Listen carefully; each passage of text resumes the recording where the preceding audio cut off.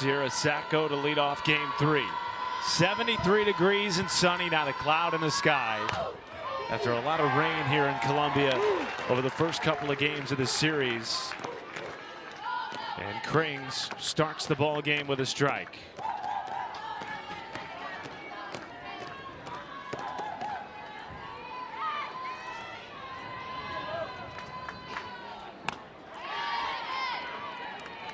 Chelsea Clark, home plate umpire tonight.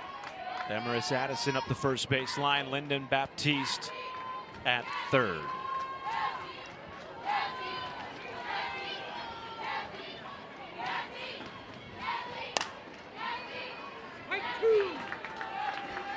It's been impressive with the way that Lauren Krings has thrown in the series, and really the Missouri pitching staff. Sierra Harrison had a great game yesterday. They've been working well together, and there's Sierra Harrison. Our crew here at Missouri is just absolutely on it. I mentioned her name and they immediately find her in the dugout.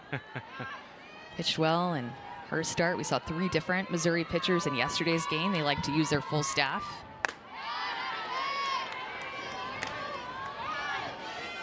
Harrison yesterday allowed just 1 run unearned. And the theme for Missouri pitching in this series has been uber efficiency. 2-2, right back up the middle. Snared by Krings, bats it down and throws to first, 1 away. Well, and that's the thing, and going back to game 1 when Lauren Krings had such a good game, through the complete game, had her first shutout of the year. She only threw 73 pitches, had 5 strikeouts, all of them on her changeup, a pitch that was just diving down. Oftentimes, call that her drop ball too. It's a little bit off speed, and then there's that changeup working with her catcher, Julia Crenshaw. I felt like they worked so well together in game 1 on Saturday night, just feeding off of each other, and the rest of the Missouri defense and team fed off of them too. Her go-to pitch is her curveball. Her best swing and miss pitch is that changeup. Barbary right into the middle of the first baseman, Abby Hay, 2 down. It's something that Missouri has just done so well this weekend is play clean defense. Something that Larissa Anderson said last weekend in their Georgia series. Wasn't real thrilled about the way that they played D, but in this series they've been sharp. Well, it's a Mississippi State lineup that looks a lot like what we saw the first 2 games of the series. The only difference, Aquana Brownlee batting in the 6th spot as the DP. Her first start of this series here at Missouri, and a first pitch strike to Madison Kennedy, who has been terrific this year. Was a legit candidate for SEC Player of the Year, maybe until this weekend, where some players from Florida have gained a little bit of separation. But nonetheless has had a terrific season. And Amanda, I know you feel that if Mississippi State's offense is going to get going here in game 3, it starts with Madison Kennedy. Yeah, she's such a big part of it. And I feel like in the past few games, the past week, it's just been pretty quiet, even going back the past 2 weeks for Mississippi State. I mean, Madison Kennedy, the numbers that she's put up this year with 15 home runs and 52 RBIs, I mean, they're overall in the year such big numbers, but then when you really break it down to the last 8 games, she's struggling to find herself in the box and hit for some power. No home runs in her last 8 games, and also hitting for a lower average. And that's just not Madison Kennedy. We'll show you the other Mississippi State numbers later on for their entire offense, but she's such a big part of it. This Mississippi State offense has been so quiet, but that's not how they've been in February and March.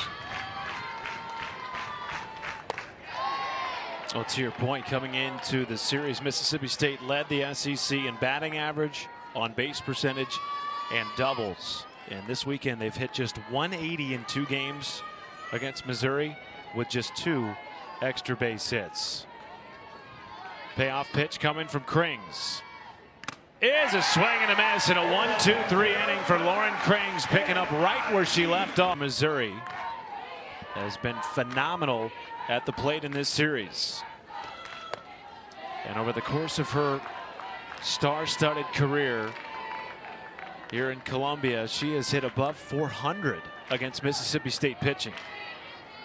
Aspen Wesley will throw 63 to 65 miles an hour through that spinny off-speed rise ball that is like her changeup.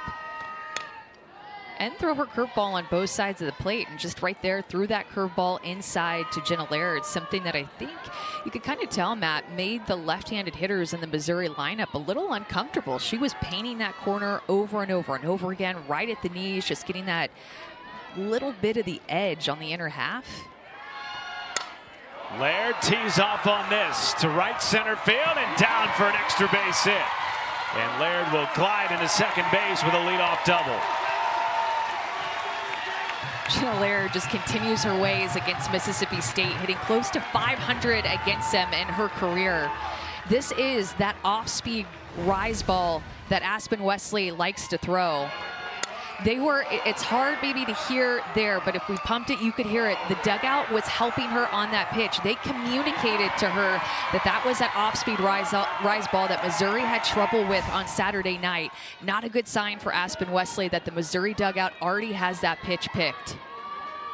And now Alex Honnold, who you referenced earlier tonight. We chatted with Alex before the game, and she said, listen, I struggled to pick up on that rising off speed, as many of her teammates did 1 through 9 in this order. But this is the second time now this weekend that this Missouri lineup is seeing Aspen Wesley.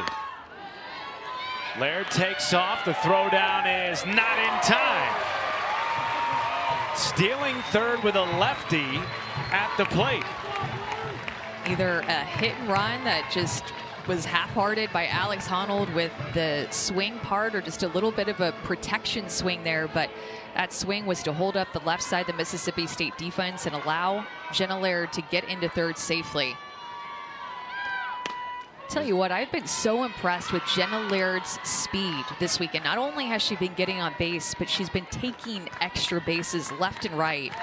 The best leadoff hitters in the SEC. She is experienced. She is a veteran and a leader for this offense.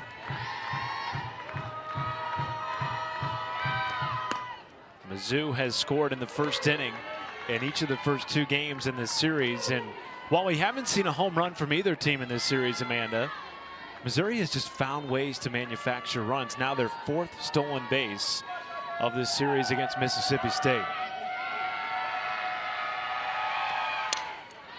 Honnold lifts the 2-2, foul and out of play. And they have speed up at the top, and Missouri had over 100 stolen bases last season, and that was something that I noticed coming into the series when looking at their stats and asked Larissa Anderson, hey, you guys stole 100 bases last year, 102 to be exact, and you only have about 48, 49 up to this point. What's up with that? And it's been being able to review the runner leaving early. Honnold handcuffed and popped up into the middle of the second baseman, Salem Hawkins. 1 down.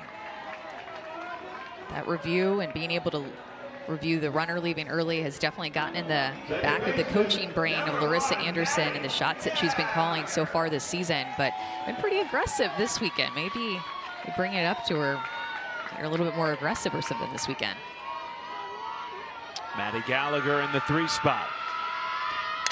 First pitch swinging a rope, but foul down the first base line. And you just start taking notes about the adjustments that Missouri is making. That's a curveball inside. Maddie Gallagher going up and looking for it, knowing that Aspen Wesley was doing such a good job with that pitch in game 1 against the lefties. Well, going back to game 1, Aspen Wesley started the game with a 3-pitch strikeout of Jenna Laird. And Jenna Laird looked at all 3 of those strikes. That has not been the case from her at bat all the way now up until Maddie Gallagher. Tigers are coming up swinging here in game 3. All 3 of those pitches were curveballs in the inner half. Just like that. It's a spot that Aspen Wesley is just so confident in, and a pitch that for a right-handed pitcher to bring that curveball in to a left-handed hitter is not easy to do, but Aspen Wesley is very comfortable with it.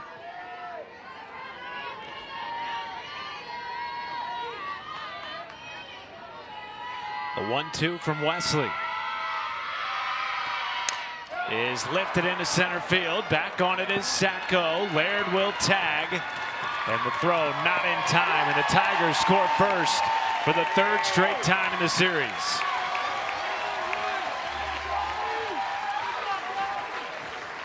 Good communication again from the Missouri defense. They were yelling at Maddie Gallagher's sit. That was an off-speed rise ball that Aspen Wesley threw, and Maddie Gallagher being able to be more on time with that pitch, recognize it. Again, I don't know what this Missouri dugout is picking, but I feel like they know when the Aspen Wesley off-speed rise ball is coming.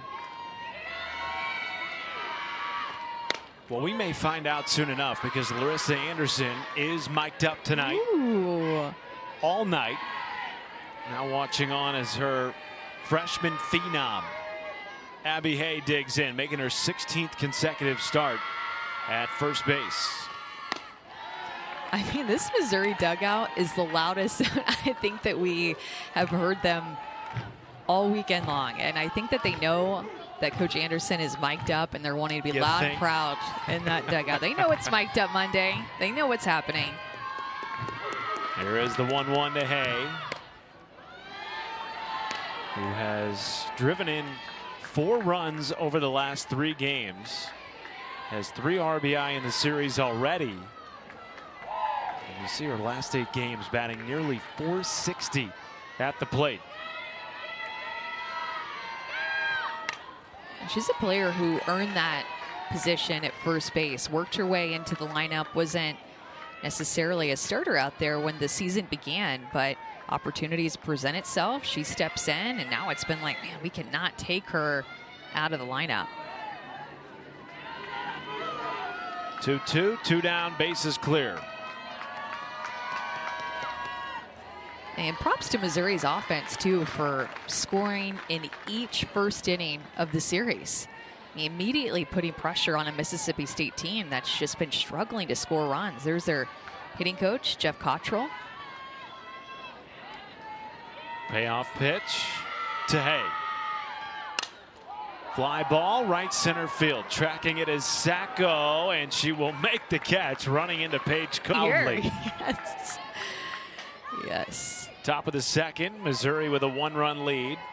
And Paige Cook whiffs at the first pitch from Lauren Krings, who faced just 24 batters on Friday night. Went the distance, 7 innings. Her first shutout of the season, and threw just 74 pitches. And a 7-inning game, by the way. That wasn't a run roll or anything.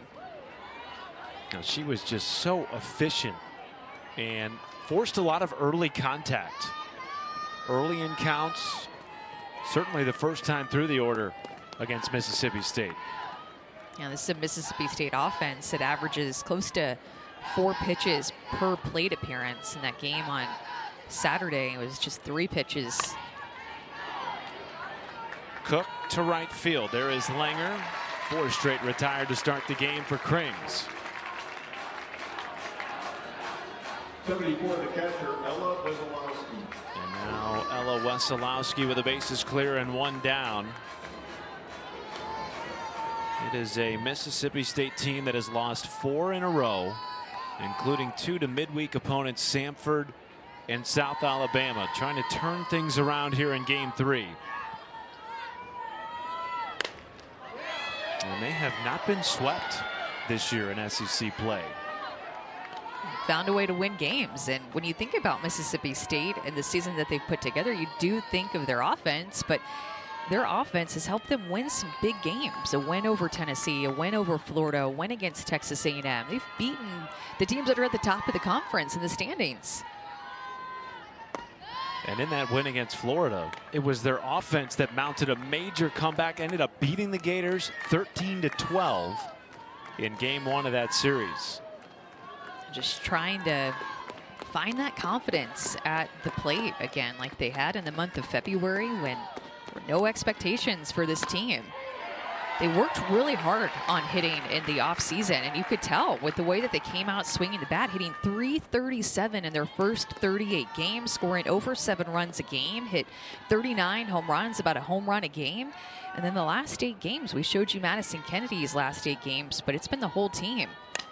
Just hitting .189 in their last 8 games, and a couple of midweek losses. Some of their losses have not even been in SEC play. Losses to South Alabama, which is a great team, by the way, and also a tough loss to Samford.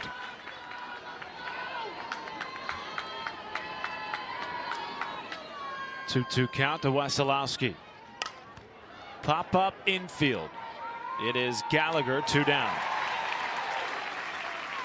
I think every team, though, Matt, is just going to go through the ups and downs of a season. And it's bound to happen for some teams. It's going to happen in early March after what feels like a really long February filled with tournament games. And they hit the lull there. For other teams, at the end of March, beginning of April. And for Mississippi State, it just kind of feels like it's been in the middle of April. But I believe with what they've shown us up to this point in the season that they're going to turn it around.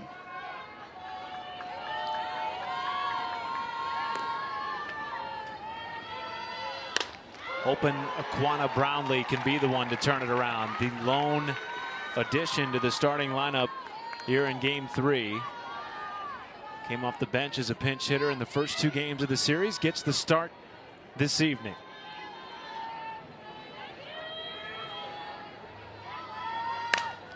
Brownlee, a slow roller to third. Scooped up by Daly. 6 straight retired to start the game for Lauren Krings.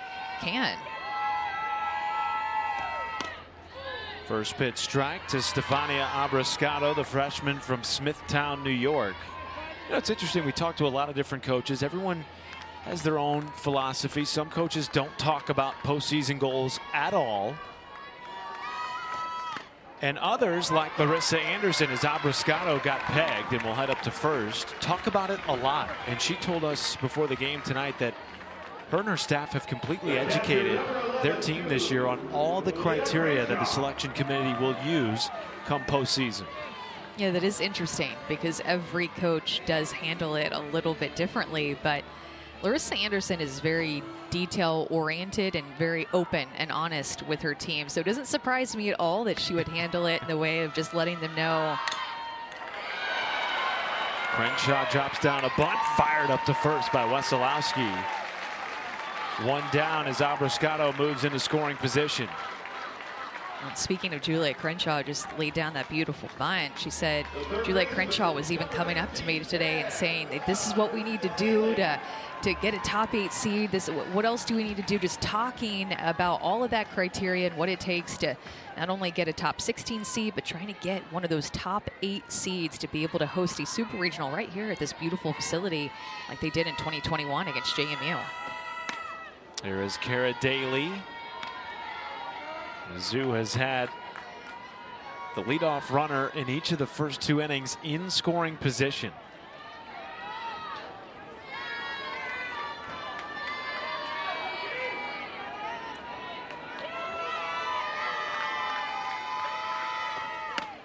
Well, and think about it too, a little pickoff play there. The freshman throwing down to second base, the freshman back behind the plate, Wesolowski. But going from finishing last in SEC to then being in the conversation to host a super regional, and what a turnaround that is for Missouri and their program. And Mississippi State in that same breath, not even making the tournament last year, but for sure will make it this year. High pop up left side of the infield. It's Barbary at third, 2 away. Well, Missouri's already won more games than they did all of last year, including postseason. And for Mississippi State, they've sort of mirrored Missouri in different ways. Obviously, Mississippi State missed the tournament last year for the first time since 2016, but both programs set out on a bit of a redemption tour of sorts in 2024, and they have been successful.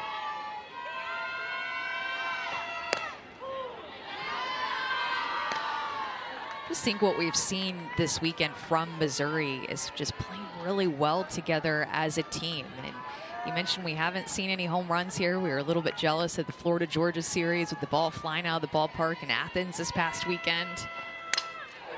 Here's a fly ball deep left center field. Sacco is back on it at the warning track. Thought that was going to be a day when you get the bracket and we get a chance to take it all in and soak it all in and just understand who's going where, who grabbed a seed, who got snubbed, and just so exciting. I love Selection Sunday. So much at stake. Both of these teams will be in the tournament field.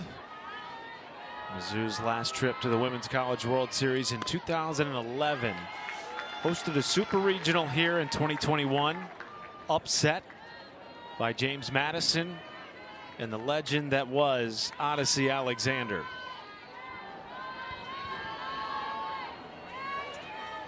Kylie Edwards at the dish. Sprays it into right field into the mitt of Kaylee Langer. Little surprise there.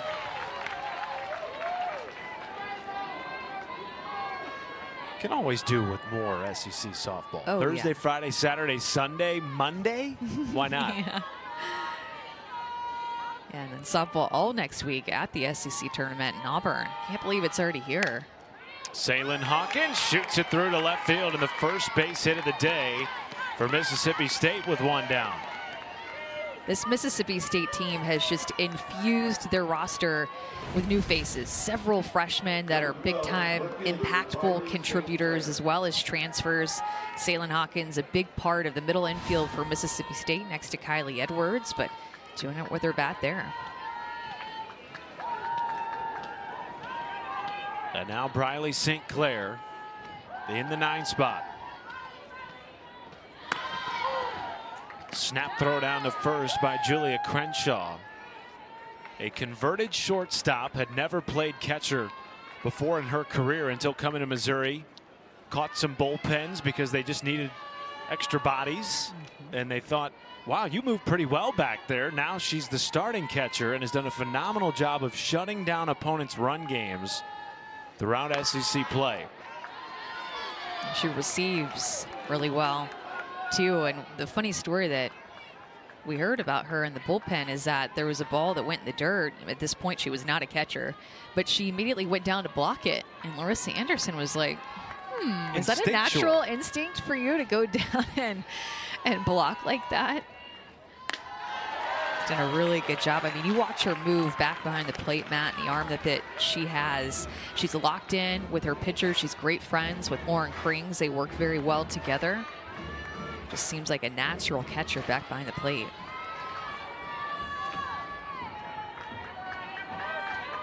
One-two count to St. Clair.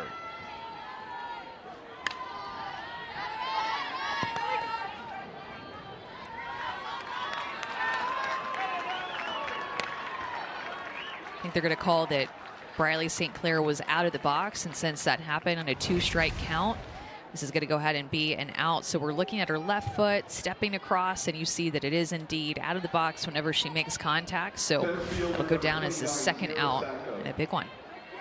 First time we've seen that this weekend. Good eye by home plate umpire Chelsea Clark. And now back to the top of the order for Sierra Sacco.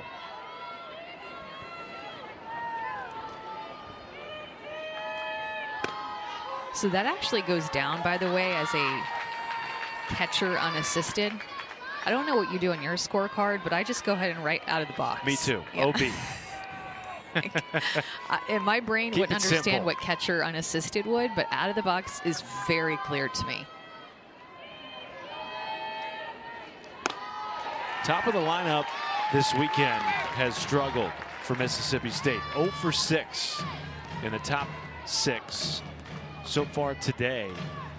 Coming into the game, the top 5 in the series were 5 for 30 at the plate, and Sacco had 3 of those 5 hits. This one ripped off the mitt of Krings, and every runner is safe. So 2 hits in the inning, and Sacco continues a great series in the leadoff spot. A big addition, another big addition for Mississippi State to get Sierra Sacco as their leadoff hitter. She just continues to find ways to get on base, whether it's drawing walks or hitting the ball hard or using her speed. Sierra Sacco has just been a big addition at the top of the order for Mississippi State and makes them go. And as you mentioned, I mean, that 1 through 5 in the order has been a big difference maker from Missouri versus Mississippi State. Now Sacco 4 for 8 in the series. 2 on and 2 out for Nadia Barbary. Can she get something going here with the tying run in scoring position? That's why too, it's just a law of averages with the offense. I mean, the way that Mississippi State averaged close to 340 as their batting average through close to 40 games. I mean, you know that things are just gonna average and balance themselves back out eventually, especially with the top of the order. Barbary to shortstop. Laird bobbles it. And again, everyone's safe. Bases loaded on the second error of the series by the senior Jenna Laird.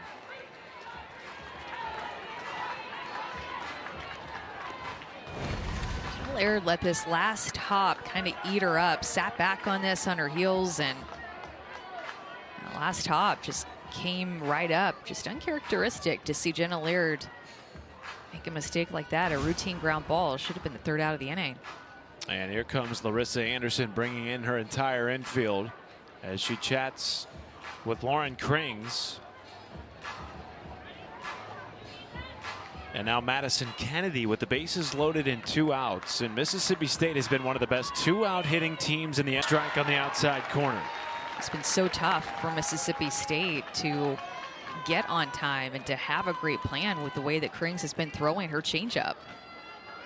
Even with Kennedy's struggles, she came into the series leading the SEC in home runs in league play with 8. Lifts this one to shallow center field. Charging in is Honold, and instead it's Shantice Phillips in left making the play.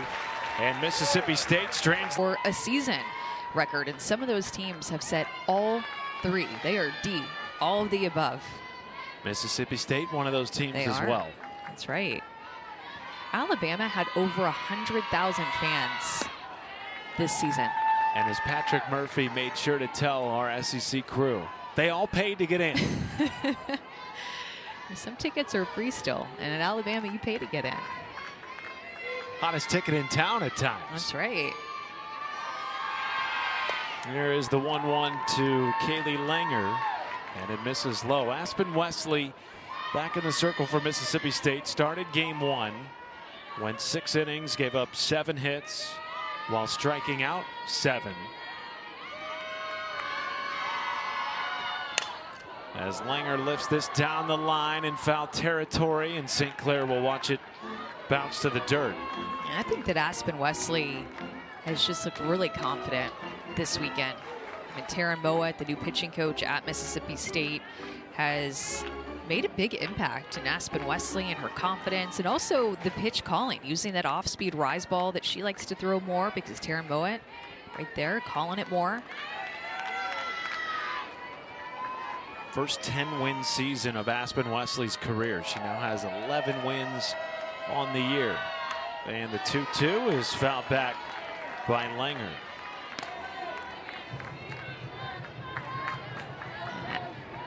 I mean, Taryn Mowat in was a big get for this Mississippi State staff. They had Josh Johnston before, who also did a great job with the pitchers too.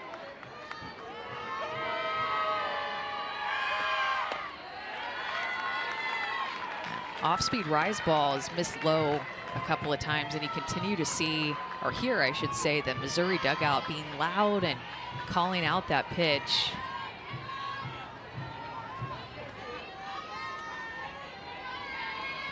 Payoff pitch coming from Wesley. Pop up left side playable in foul territory, and it is Barbary making the catch, 1 away. And now Jenna Laird will come to the dish. Her head coach, a big fan.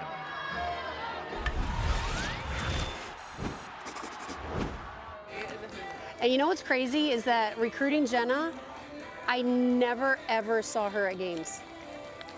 Yeah, never saw her at games. Always saw her dad, and her dad was always at lessons. Mom said, "You just tell me what you want her to do."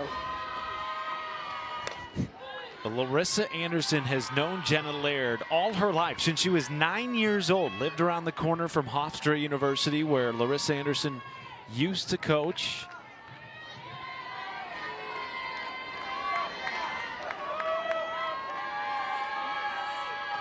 Never saw Jenna Laird play, but did see her at clinics, hitting lessons, and told us, Amanda, she knew right away, even when Jenna was 9 years old, that she would turn into a terrific athlete.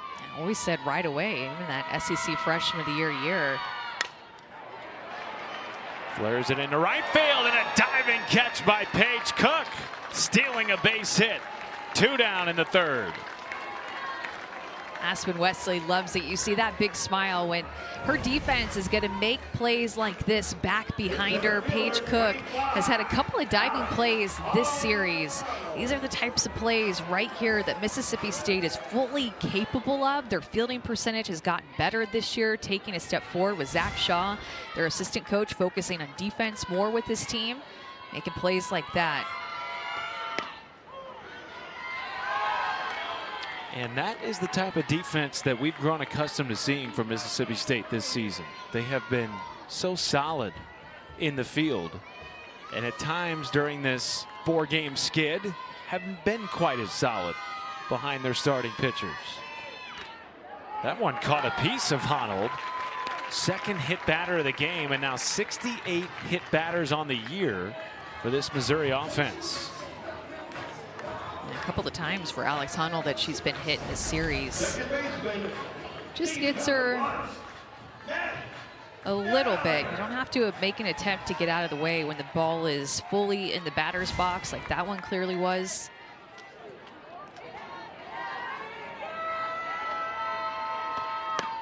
Maddie Gallagher at the dish. Drove in the only run of the game so far back in the first on a fly ball to center field. There's that hot air balloon. That's one way to take in this beautiful ballpark. Yeah. Bird's eye view. That's right. Seeing eye single for Maddie Gallagher. Extends the inning for the Tigers. That is the second time in this series that Maddie Gallagher has basically taken the pitch that has come at her and just with her hand put it out in left field and dropped it in for a hit. Got jammed up. That ball had eyes. Big hole out in left field as Briley St. Clair was playing very deep and Kylie Edwards playing more up the middle of the field. And all of a sudden, 2 outs. Missouri has 2 on. Got to be careful with Abby Hay. Has jumped into stardom over the last 2.5 weeks after not being a starter for most of the season. Batting .388 and 49 ABs. Abby Hay looks so calm and confident whenever she hits. Saw the same thing on Saturday night in game 1 when she came through with the big swing in the first inning and RBI, drove in 2. A freshman from right here in Columbia, Missouri. Dad John played baseball at Mizzou. Mom Amy played golf. Always wanted to be a Tiger, but didn't start playing softball until 10th grade. Was a baseball player right here in Columbia all the way up until her sophomore year. The 3-0. Taken all the way for strike 1. Here's her dad taking photos like he did on Saturday night too. Moving around the ballpark. We've seen him in different areas. Trying to get that shot. And that's working for the angles. That's right there by the foul pole in left field. 3-1 is lifted into shallow right field. Cook shielding the sun makes the play, and the Tigers strand 2. I'm surprised it's not more. Lauren Kring's back in the circle for Missouri, where she has been dominant this weekend and dating back to the Georgia series. And we asked her head coach Larissa Anderson what's been the difference for her over the last 2 weeks. And Larissa told us she's just pitching more freely. Longer leash to do what she wants, mix pitches. And Larissa has sort of backed off on her critiques and her coaching mid-game. Yeah, I loved Coach Anderson gave us that insight going into the Georgia series. She had asked her, hey, what do you need from me? What do you need from us in this relationship moving forward? And Krings was honest with her and said, I want to throw freely. I need to mix more. I don't want to be so worried about pinpoint location that she felt like she had been losing movement because of that, being so locked into this one particular pinpoint spot that she needed to hit that she felt like she was losing her natural movement. It's a nasty changeup right there. Nasty. So what Coach Anderson did was give her more freedom to move the ball around in a general area of where it needed to be versus being so pinpoint, saying that, she threw that way back in February and then it kind of moved, changed a little bit in March. 2-2, flared in his center. Easy play for Honnold, 1 down. Lauren Krings had just become tight trying to hit those pinpoint spots, and now she's throwing more free. Her last 3 starts coming into this game, Amanda, 16 and a third innings pitched, just 2 earned runs and 13 strikeouts. And again on Saturday night rather, game 1 of this series, went the distance, 7 innings of scoreless softball, her first shutout of 2024. You can definitely see the difference in her numbers with how she's been pitching lately. It's been just so hard to even get an earned run off of her since that Georgia series. Her last 3 appearances, she's only given up 2 earned runs in 16 and a third innings pitched, a couple of wins, 13 strikeouts, and just 4 walks. And on it. Remember, she has become the ace of this team this year with Jordan Weber graduating. It's been Lauren Krings as the veteran and now the game 1 and game 3 starter. So she's been in a different role this year, as well as Sierra Harrison, who's been the number 2. 2-0 misses low to Ella Wesolowski, and now Krings' battery mate and best friend Julia Crenshaw will walk out to the circle. Well, and you could tell right away Julia Crenshaw saw something immediately on that pitch, thought to herself just instinctively, intuitively, like, I need to go out and say something to her right here. I either see something, I feel something, need to give her a little advice here or just a little pep talk like, hey, you're the best, go at her, whatever it is. Julia Crenshaw knows her pitcher. Hard hit to third, vacuumed up by Cara Daly, 2 away. Might have even been something like, hey, you've got a great defense back behind you, throw strikes, challenge this hitter, because these are the types of plays that Cara Daly has been making all weekend long. She has been strong at third base. She's committed more errors this year than what she had last year, but you can tell she's been working hard on her defense and has been sharp this weekend. 2 down, bases clear for Aquana Brownlee. Mississippi State trailing by 1. Have been outscored in this series 9-1.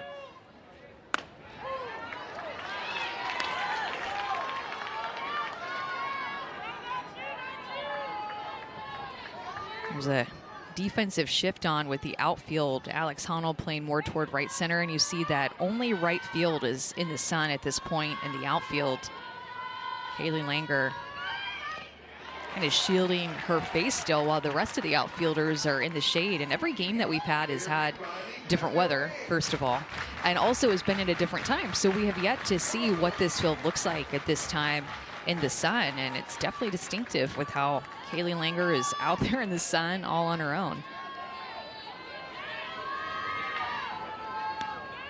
0-2 coming to Brownlee. And it is a strikeout to punctuate a 1-2-3 4th inning for Lauren Krings. Dominance to final out. Coach, appreciate your time as always. This is now the 3rd time we've seen you this weekend, so I'm going to ask a different question. Okay.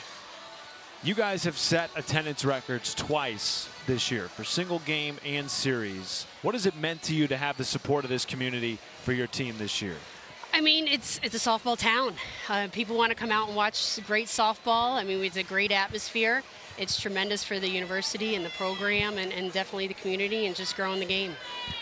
Coach, we also talked about Lauren Krings and the conversation that you had with her before that Georgia series and how she now is pitching a little bit more freely. Why was it important to you to have that conversation with her? Because I just felt like she was putting a lot of pressure on herself. It's her senior year. She wants to do well. She wants to take this team as far as they possibly go. And I could just see that she was just a little uptight when she was throwing. And then that conversation is, how are you going to be your best? And she just said, I need the freedom to be able to throw different pitches and just not worry about the exact location and just spin it. And me giving her permission to be able to do so has really made all the difference. 11 scoreless innings for Lauren Krings in this series. Coach, appreciate your time. Thanks for being here. MIZ. ZOU. You did it. I was wondering if you were going to do it back.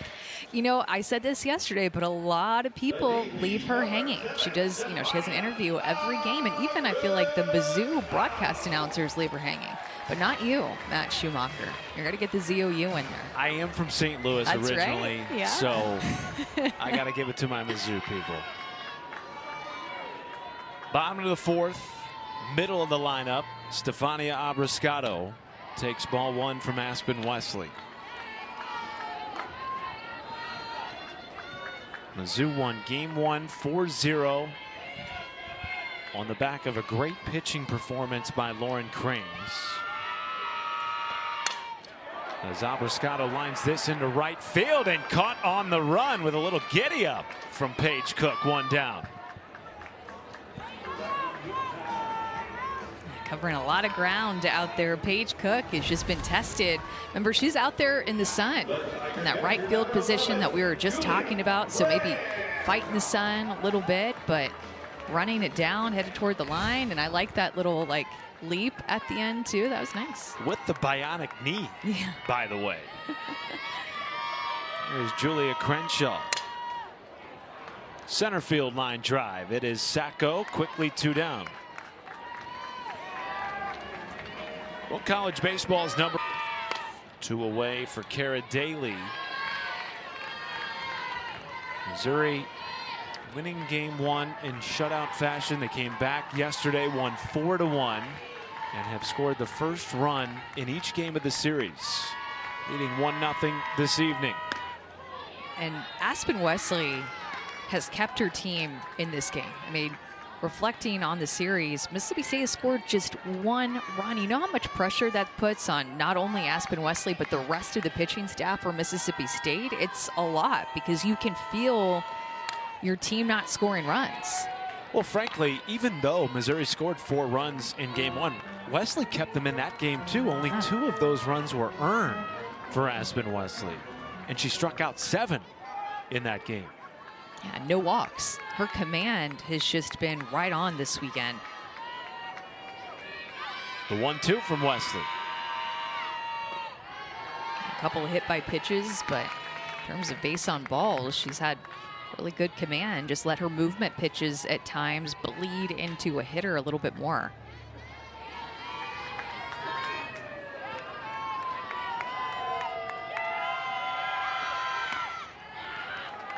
Her 3rd year as a starter for Mississippi State, but her best season. You referenced Taryn Mowat McKinney coming over, first-year pitching coach. Maybe no pitcher has benefited more than Aspen Wesley.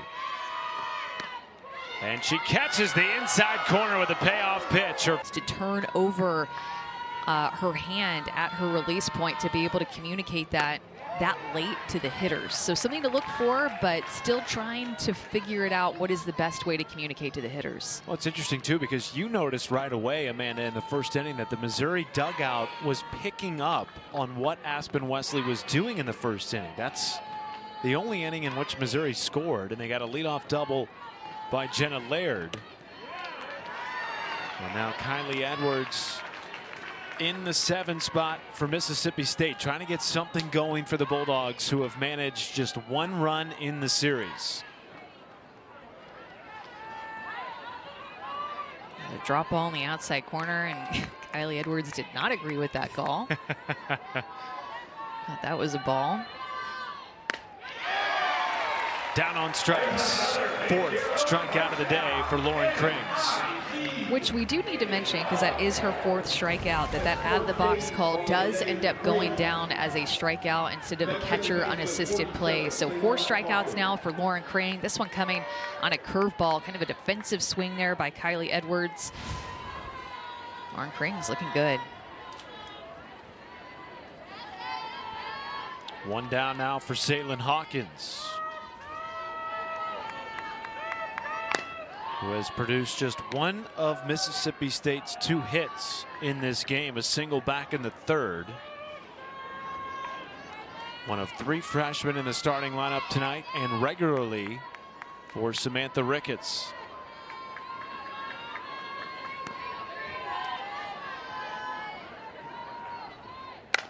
(1-0) up the middle. And it's off the glove of Laird and into center field. Second time aboard today for Salem Hawkins. A little bit of life down there from the 8-hole.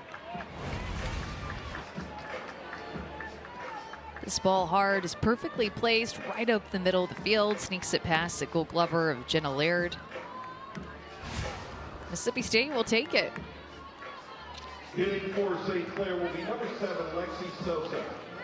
And Samantha Ricketts understands how important this spot is with a runner on and one down already in the top of the 5th.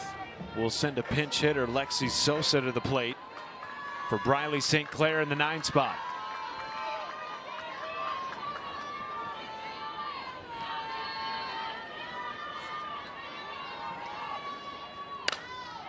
Mississippi State just had those 3 hits in game 1 against Lauren Kring, and I thought in game 2 that their approach and their swings and their confidence in the box looked better. Definitely looked like they had taken a step forward from game 1 with the way that they swung the bat in game 2, and I think probably they were feeling the same way, hoping that they could build off of those at-bats from game 2 and bring it into this game.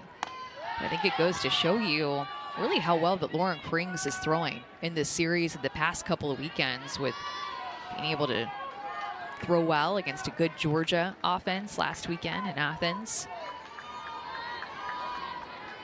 And then shutting down a good offense here with Mississippi State.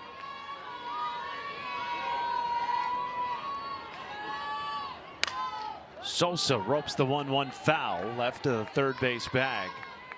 To your point, Krings only gave up 2 earned runs in 2 starts against the Georgia team that put on a show offensively this weekend against Florida. And that's what's really impressed Larissa Anderson, is just the way Krings has kept opposing batters off balance. We have certainly seen that this weekend against Mississippi State. See how far off the plate Lexi Sosa is. Laird bounces it off the heel of her glove, and it's the 2nd error for the former Gold Glover at shortstop tonight.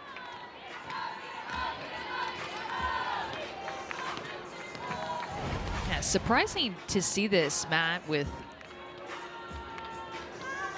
Jenna Laird committing another error. This hop again just eats her up. Just seems like she's sitting back on things and not getting her best reads. And I bet at this point she's just a little bit in her head. Last year, she committed just 4 errors at shortstop. And this for Mississippi State, both doubles in game 2. Ground ball to second. Gallagher flips to Laird. No play at first, but they get St. Clair at second base. 2 away.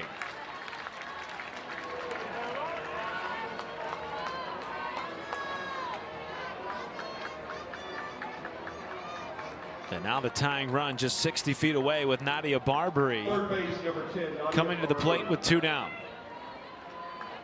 Mississippi State trying to avoid runners at the corners, 2 down. Barbary goes after the first pitch. It's been the difference maker, that changeup. Mississippi State has just not been able to pick up that pitch.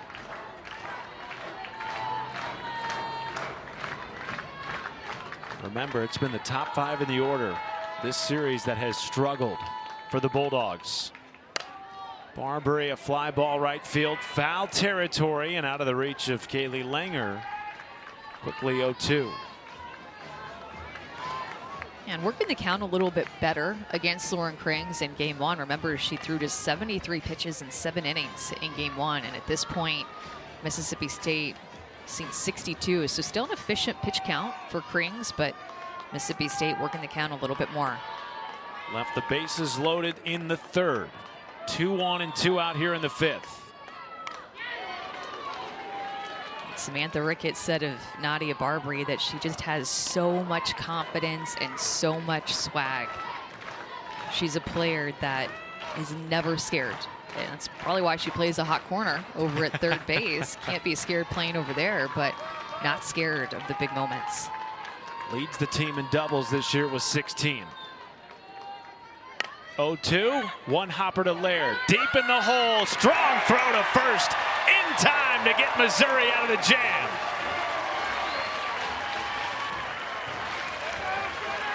hitter in your collegiate career. We were just chatting with you before coming back live. Your team's been right there a couple of times in this game and in this series. How do you help them get over the hump?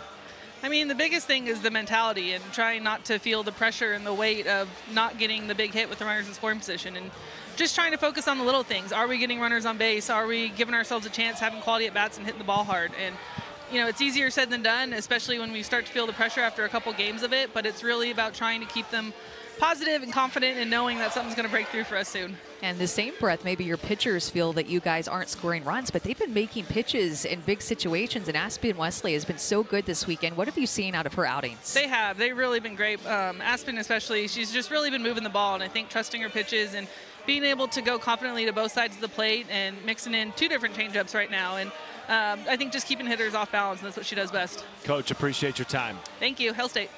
Remember, that was one of the changeups that Coach Anderson was talking about to the team, and she said 2 different changeups. She'll throw a real, true changeup, but then her off-speed rise ball serves as a different form of a changeup. It's an off-speed pitch. It slows things down, but it looks completely different than her real changeup. And that changeup is a pitch that Taryn Mowat-McKinney wanted to focus on with the pitching staff. And I mean, I've personally hit off of Taryn's changeup when we played against each other.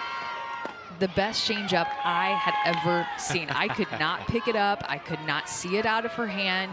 It was so hard. And she and I were messaging back and forth thinking, well, she told me, she said, I wish I had that off-speed rise ball that Aspen Wesley has right now. And I said, that with your changeup? No.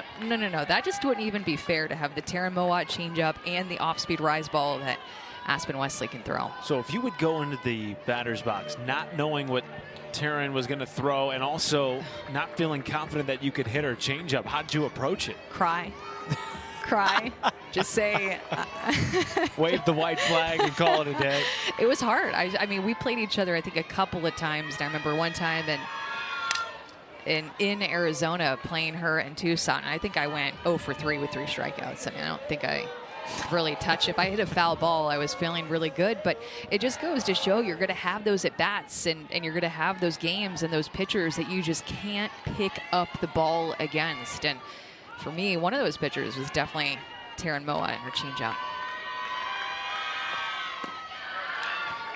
Well, we chatted with Alex Honnold, the 2-hitter from Missouri, in the cages before the game, and you asked her, what were you seeing against Aspen Wesley? And she said, honestly, I was having a really hard time picking up on that floating rise.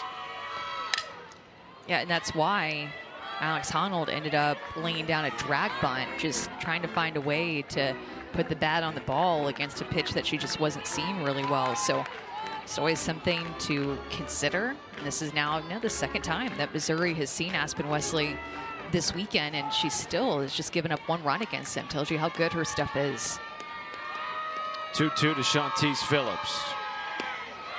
Just misses the inside corner to push the count full.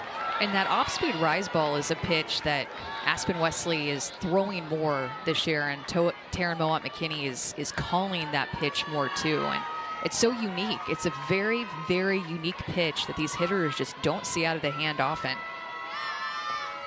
Phillips to third, off the ground by Barbary. 1 away.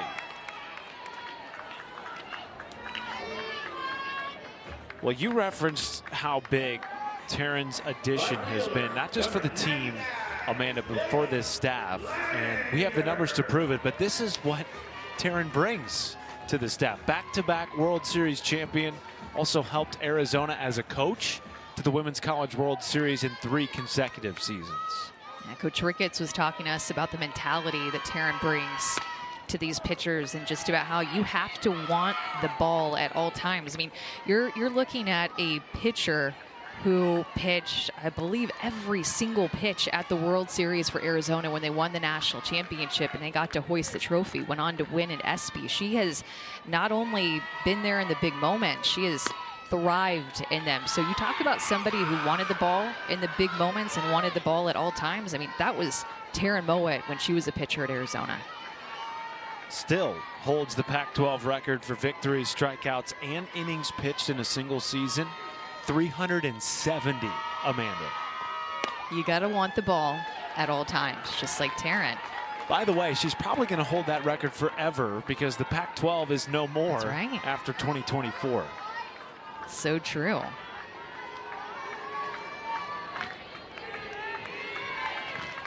One down base is clear for Kaylee Langer in the 9 spot for Missouri. Take strike one.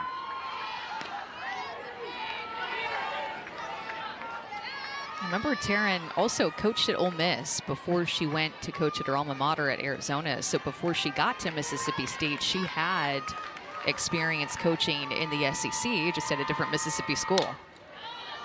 Fly ball right side. It will get out of play. So you know she knows all about the rivalry, too. She definitely knows the ASU rivalry and remembers that one, because we were talking about Trisha Ford before the game the other day. And, you know, I could see something on her face like that ASU rivalry is still there. Too soon, too soon.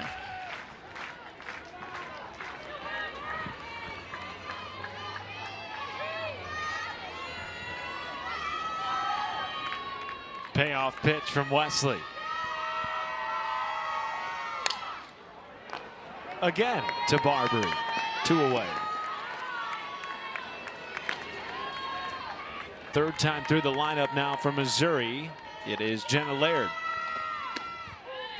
Oh, I do want to point this out. My dad just texted me saying I got a double off of Taryn in Palm Springs. This is really important. Your face just lit up like Christmas morning. Because all I remember, and this is a typical softball player, you just remember a lot of the bad things, right? And a few of the good things, but most of the bad things you remember. It's a game of failure as this one flies into the mitt of Sierra Sacco. Wesley is now set down 7 in a row. Mizzou leads at 1-0 as we head to the 6th. From the national champion. Kennedy looks at strike one. 0 for 8 in the series. Leads the SEC in home runs in league play with 8. 15 on the year, a career high, and more than she had in the last 2 seasons combined. Has been on fire in 2024.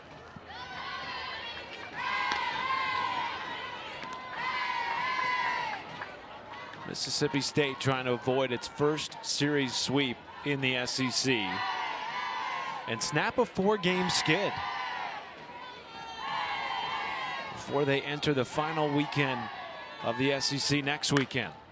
High fly ball left field, out of play and foul, pushing the count 1-2. And we talked to Coach Ricketts about Madison Kennedy and her improvement, which has just been so drastic from her previous years at Mississippi State, especially last year. When you look numbers, side-by-side numbers, is slugging percentage up, more home runs, way more RBI in production. When we talked to Coach Ricketts about her, she told us that she actually had surgery in August, hip surgery, and that she was out all fall. She wasn't even cleared until January, and she was forced to sit back and see the game in a different light and also help teach the younger players, as she was a shortstop for her career, moved over to first base. Goes down on strikes, the 5th of the game for Lauren Krings.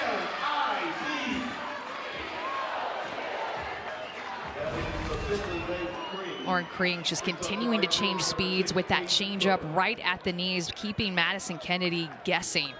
You can tell that the way Krings is changing speeds has Mississippi State fooled all throughout this game and all throughout game 1.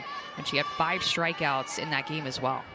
Now 104 strikeouts on the year, inching closer to top 5 all-time in Mizzou history in career strikeouts.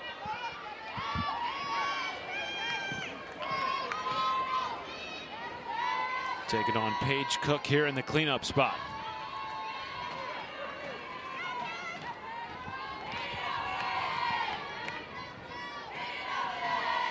I just feel, Matt, for Madison Kennedy, and just how probably the ball looks so tiny to her right now, like a pea coming out of the hand. And then other times, you know, in the beginning of the year, for February and March, she hit 11 home runs in the month of March. It probably looked like a beach ball.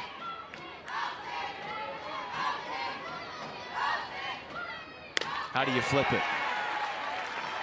It's one of the toughest things in softball to do is to flip that mindset. Sometimes it can just be one thing that someone says to you, which is why I'm sure Taryn Moa was talking to her before the at-bat. Maybe that could be the thing.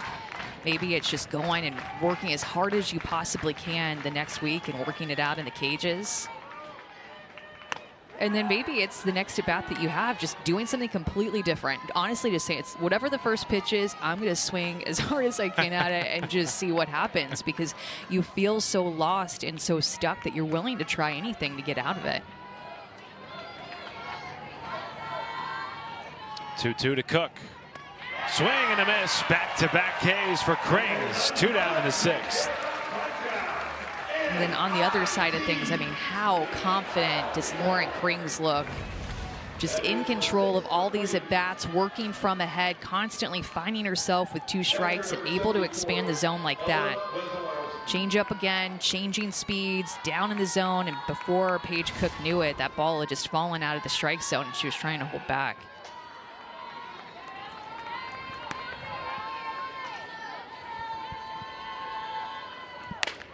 "19 strikeouts now for Krings in her last 4 starts. She is dialed in at one of the most important stretches of the season for Missouri as they continue to eye an opportunity to host a super regional here in Columbia. And what a win tonight would do for that effort. Another top 25 win. First SEC Series sweep of the season for the Tigers with 1 series left. They will head to South Carolina next weekend for another ranked matchup. Well, this Missouri pitching staff is just feeding off of each other with the way that Sierra Harrison threw yesterday and even last weekend in Georgia. And we saw Marissa McCann for an inning. She's that kind of middle relief pitcher that oftentimes Larissa Anderson will like to use. And then Taylor Pennell came in and got the save and closed the game yesterday.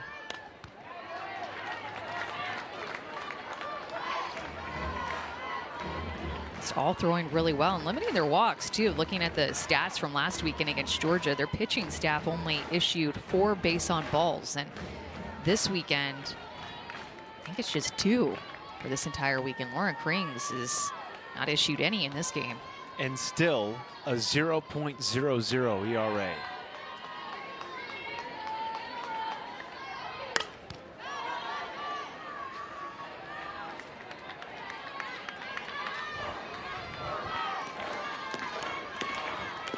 Two to the freshman Ella Wesolowski. Krings working on 3 straight strikeouts.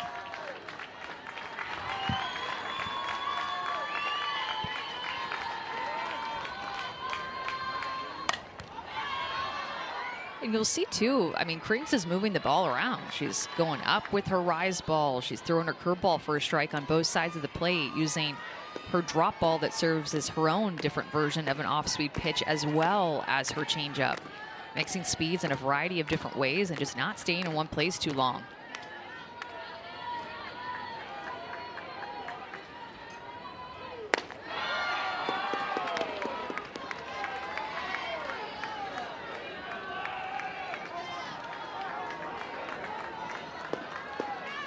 Monday Night Softball shirt, the Mizzou Monday Night Softball shirt that fan has on right there. All he needs is a little tag for Mic'd Up Monday. The payoff. Fly ball caught on the run by Jenna Laird. 1, 2, 3 for Lauren Krings. And Lauren Krings, she's waving hi to the camera. I mean, these kids these days, by the way, they just always know when the camera is on them. They just always know.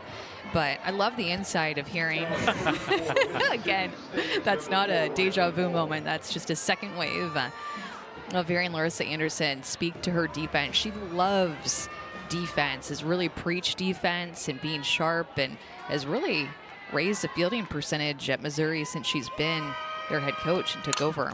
Honnold, a deep shot center field at the wall. Gone! First home run of the series gives Mizzou a 2-0 lead.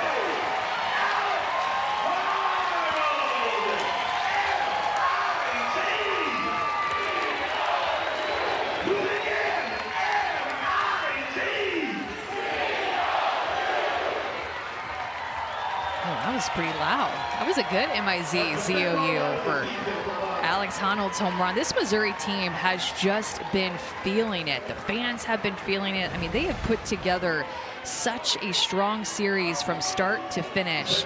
Alex Honnold is going to pick up on this rise ball as backwards rotation on the outer half, more up in the zone, and she gets on plane with it, drives it right back up the middle of the field. That's some power right there from Honnold. Oh, and that caught a piece of Gallagher. Third hit batter of the game by Aspen Wesley. Remember, it was Alex Honnold who told us before the game, Amanda, that she was really struggling in game 1 against Aspen Wesley to pick up on the rise. I'd say she picked up on it pretty good on that IB. Yeah, and again, this Missouri dugout has just been communicating so loudly to every hitter goes up when they identify that rise or any type of off-speed pitch. And they have their own form of communication, Matt, with letting different hitters know. And I bet some hitters don't want to know. They tell, don't let me know what's coming. I don't want to know. Maybe most of the hitters want to hear it, but every hitter is going to be different, communicating loud and proud in the dugout.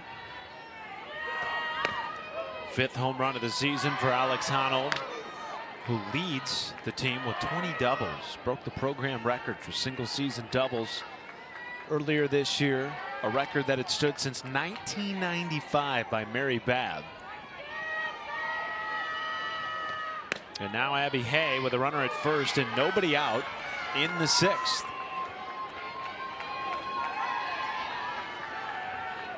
Hay with 3 runs batted in the series. 0 for her last 5 at the plate.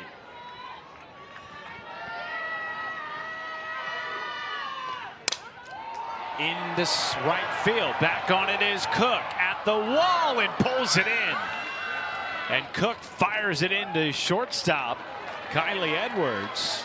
She has made 3 terrific plays in right field tonight. I did not expect that ball to carry like that, and there's really no wind tonight. We've had some pretty windy days here, but that ball off the bat was well struck, but it just continued to take Paige Cook further and further back to the wall. Had a diving catch out there earlier in the game, caught a ball on the line, and then that one just in front of the wall. Abrascato at the dish. Flew out to right field back in the 4th and was hit by a pitch in the 2nd.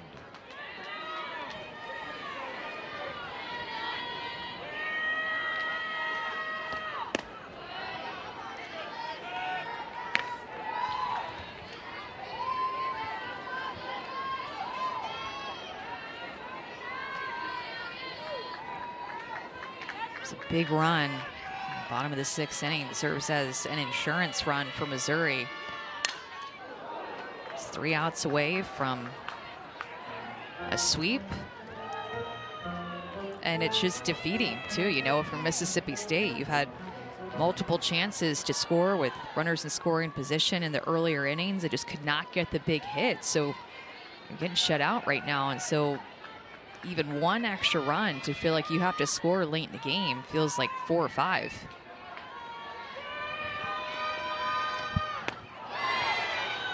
Second strikeout of the game for Wesley, 2 down in the 6th.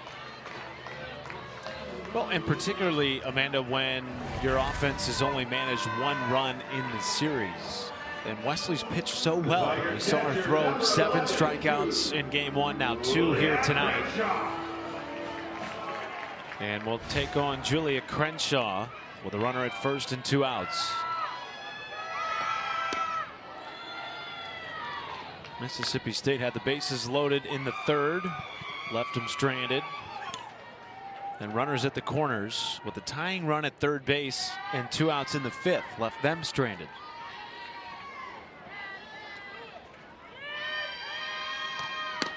But the Tigers have just found ways to win. And Larissa Anderson told us coming into the series, there's really nothing about my team statistically this year that jumps out, but we have a team-first mentality. We're scrappy, and we manufacture runs. And they have won 7 of their last 10 games, coming into game 3 here tonight. I just realized that we finally got to see a home run this weekend. It was all the way in Game 3 in the bottom of the 6th inning, but it has what you were talking about reminded me that Missouri has just been so good at execution and situational hitting. To short, it's Edwards will go across the diamond, and the catch made by Kennedy. A lot of tweets that come out of their, a lot of posts that come out of their X handle. Just doesn't feel right, guys, but I'm working on it. But thank you to our entire broadcast crew. I mean, we've had great shows. They've been a lot of fun to work with. And season coming to an end. It's sad. Hard to believe. Hey, we still got all of mayhem. Yes. Let's not play the violin just yet. I didn't want to be selfish saying that we had these games left, but I mean, that does make me personally feel a little bit better. They might still have the games. Yeah, true. Missouri fighting for chance not only to host a regional, but a super. As Jesse Blaine pinch hits in the 6th spot, punches it into right field, playable for Langer. 1 down in the 7th. And now Lauren Krings just 2 outs away from her 2nd complete game shutout of the series. Number 67, the shortstop, Kylie Edwards. You always say it, Amanda. Great pitching beats great hitting. And you look at the teams that make the Women's College World Series year after year, the teams that win it, they're dominant in the circle. And Mizzou has been for the last week and a half or so. Certainly this weekend against Mississippi State. And we talked about, too, that every team is going to have the ups and the downs of an entire season. And you hope to be headed on the up and peaking toward the end of the season in the month of May. And with the way that Missouri has been playing this weekend, it seems like they're in a really good place. Maybe you don't call it a peak yet. Maybe it's too soon, but maybe you want to peak in just a couple of more weeks. Right. Regionals and supers, but Edwards punches it down the line in right field, and it is a fair ball. Turning towards second base, and she will stand with a 1-out double.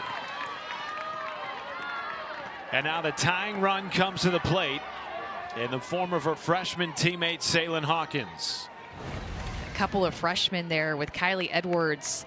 This is her 4th hit of the weekend in a more quiet Mississippi State offense. She has been a spark toward the bottom of the order, struck that ball well, and immediately gets herself to second base, just looking for that one swing, the one pitch that can get them on the board and just be a spark of energy for the rest of the team.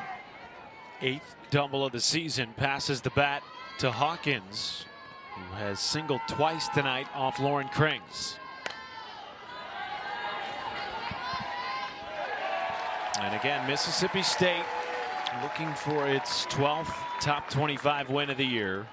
Trying to snap a 4-game skid. Losses to Samford and South Alabama coming into the series, then dropping the first 2 games, having been outscored 10-1 to this point. But the tying run at the plate with 1 out in the top of the 7th. And Hawkins shoots it into left, backhanded by Phillips, 2 down.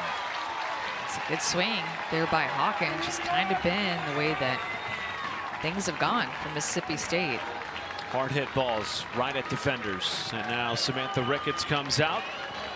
We will have a pinch hitter for Mississippi State, I believe. Indeed we will.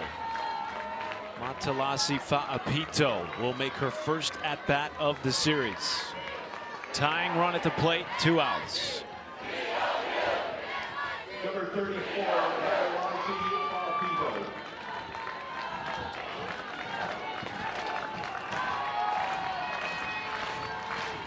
Krings 1 out away from back-to-back starts, going the distance and shutting out Mississippi State.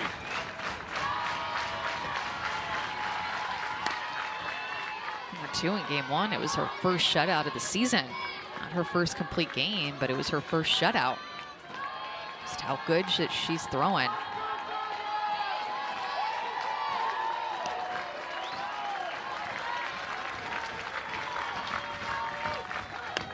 Fa'apito, a 5th-year senior from Temecula, California. Began her career at New Mexico State. Hit nearly 400 in 2021.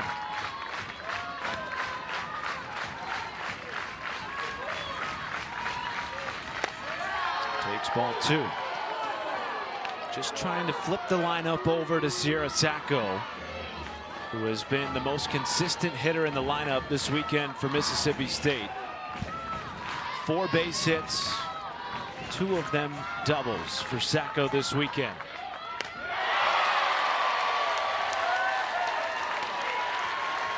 And now Kring's 1 strike away.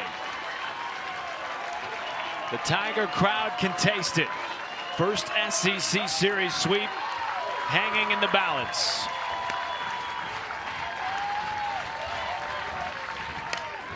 Fly ball left field. It is down for a base hit. Coming in to score is Edwards. And Fa'apito does flip the lineup over. And the tying run now aboard for the Bulldogs. That's how you come off the bench and make a difference for your team. Sits on this changeup just enough, hangs her barrel back just enough, and stays in her legs to go down and get it and slow down the first half of her swing to be able to make good contact with that changeup and cut Missouri's lead in half in the 7th inning. Taking on Sierra Sacco, who does have the only 2 extra base hits this series for Mississippi State coming into the game. And of course, Edwards with her double earlier in this inning got into scoring position to break up the shutout. And Taylor Pinnell is really good late in games, but she's really good against lefties. This lefty on lefty matchup is where she thrives. Left-handed hitters just hitting just over 100 against her. She is the NCAA saves leader with 11. Wanted to be a starter after being the primary closer last year. Had 6 saves. And then in October had a change of heart. Went to Larissa Anderson and said, "Coach, I don't want to start. I want to lead the country in saves." And she has. I mean, that's goosebump material right there, because it's one thing to say it, then it's another thing to be about it in all of your actions, and then when you enter games and arguably the toughest moments and come through for your team, want the ball. Sacco lays off the 3-1, and now the go-ahead run is aboard for Mississippi State in the 7th. It's a great at-bat by Kylie Edwards to find a way, by Sierra Sacco to find a way to get on base. 40 walks on the season now for Sierra Sacco. Has such a good eye. That lefty on lefty matchup is so tough, but she didn't expand her zone. She just passed the bat to a right-handed hitter who's hitting 150 points higher off of Taylor Pinnell. Barbary 1 for 10 in the series. Lines it into center field, down for a base hit. And in to score comes Burns. They will wave around Sacco, and Mississippi State takes the lead. On a double by the SEC doubles leader, Nadia Barbary.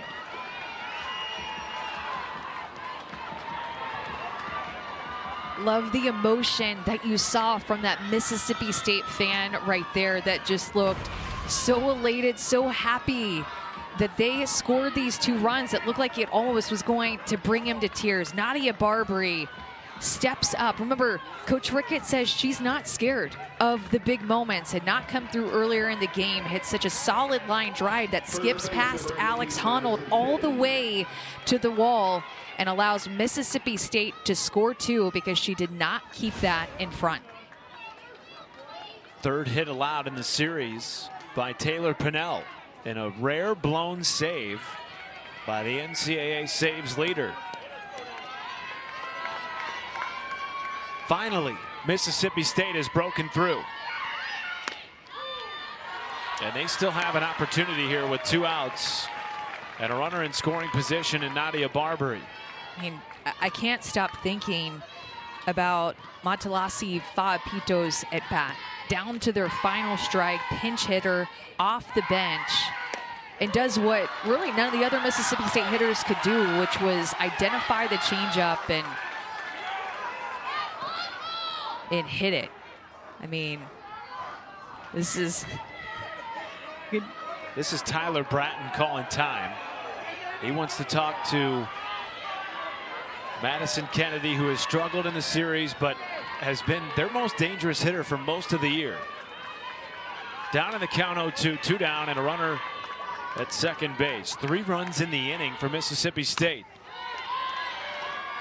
And I guess, you know, what Tyler had to say to Madison wasn't really a secret, because he was pretty much in the right-handed batter's box next to Julia Crenshaw and the umpire, and they're just going to talk about it right there. No need to tell any secrets. Mississippi State had scored just 1 run in the series until the 7th. And should Kennedy get on, the cleanup hitter Paige Cook awaits on deck for the Bulldogs. How about that Kylie Edwards double? With 1 out, and you could just tell, juiced the dugout. She was hype at second base. Then the Fa-Pito base hit driving her in. And then great base running by Jaden Burney and Sierra Sacco, who drew that walk. A team effort. Really, Mississippi State doing what Mizzou had done to them in the first 2.5 games of the series. And a 2-2 count. Kennedy works it back even.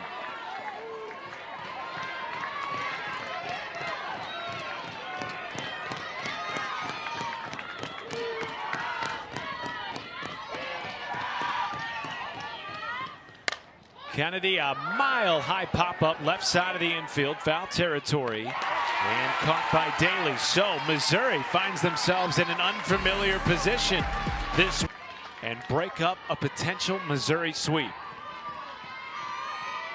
Kara Daly at the dish for the Tigers. I mean, I know the game isn't done yet. And honestly, even if Missouri comes back and wins this game, ties up this game, whatever, I think no matter what, Mississippi State gets on the charter plane back home to Starkville feeling better about themselves because of that inning.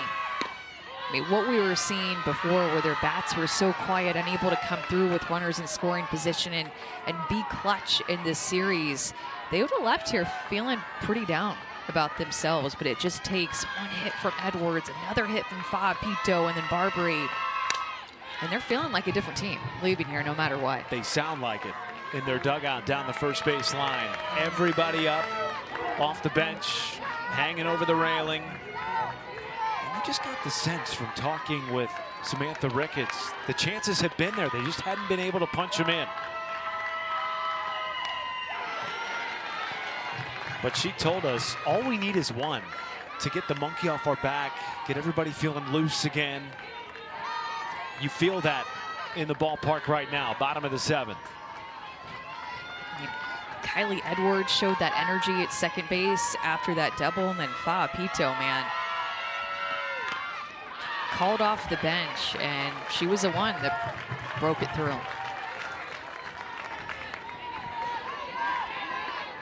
But it was Kylie Edwards, double with 1 out, that got the rally started. And then Matalasi Fa-Pito staring on her first pinch hit opportunity of the series. Jaden Burney playing in left field, also came in to score as a pinch runner in the 7th. Total team effort for Mississippi State offensively, plating all 3 runs in the 7th.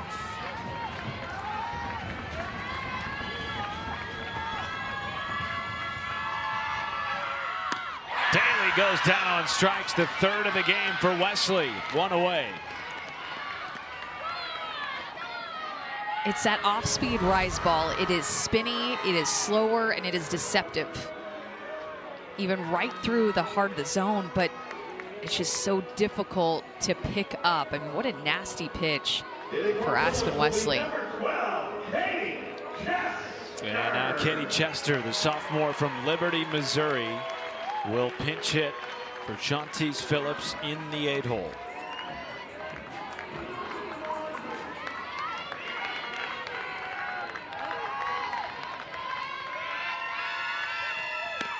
Chester had a pinch hit double, scoring 2 runs in game 2 after coming into the series 1 for her last 12.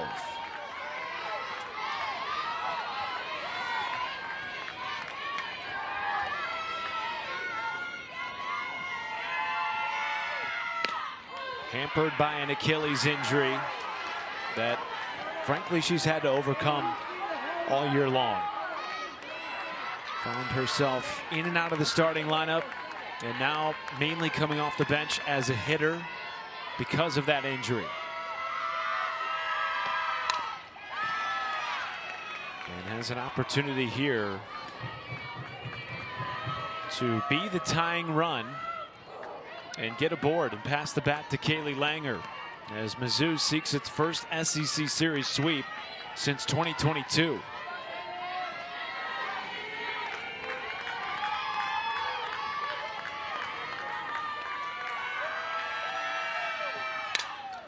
Mississippi State in the driver's seat for the first time all weekend. Remember, they had trailed in each of the first 2 games, and then again here tonight. Missouri scoring first, as they had in the first 2 games of the series. But the Mississippi State offense that we've heard about all season long coming alive when it mattered most. And even thinking, as that's a called strike, and Chester couldn't believe it. I did not think that that was going to be a called strike at all, and Aspen Wesley gets the call. Wow. That's why I was starting to talk without you being able to call that strikeout and play-by-play, but that did not look like a strike to me. Getting the bottom of the zone, and I guess every bit of that inside corner. And I mean, the whole game, that inside corner, just like that, has been there. So it's at this point it's been established, and I can't go down looking at it. So now it's Wesley, 1 out away from snapping a 4-game skid. By the way, Katie Chester was ejected after arguing the call with home plate umpire Chelsea Clark. Another look at it here. Punched out, looking, and then tossed.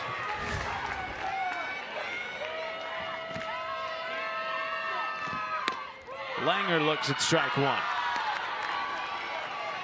This was a game that felt almost must win for Mississippi State. Yes, they're ranked. Yes, they are a lock for the NCAA tournament. But things had just gotten off the rails for them a little bit after run ruling the top team in the SEC 2 weeks ago in Tennessee. Since then, they have not won an SEC game. They had lost 4 SEC games in a row, and were staring down their first SEC Series sweep until now. The 0-2 from Wesley. I mean, to your point, they're playing so well, and when you looked at their RPI and their strength of schedule and their big wins, you thought maybe this team has a chance at hosting a regional and grabbing a top 16 seed. And they started to feel that pressure, and the expectations just started to feel like a lot on their shoulders, and you could see it with the results of their games.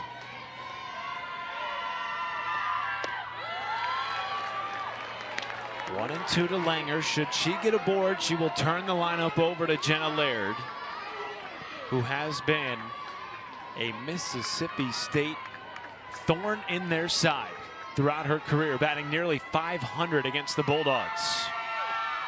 The 1-2 to Langer is roped down the line and foul. Staying alive as Wesley now is up over 100 pitches.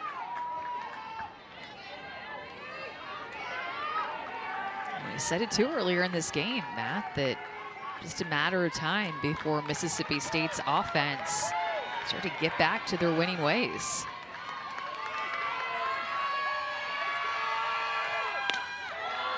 Good eye by Langer.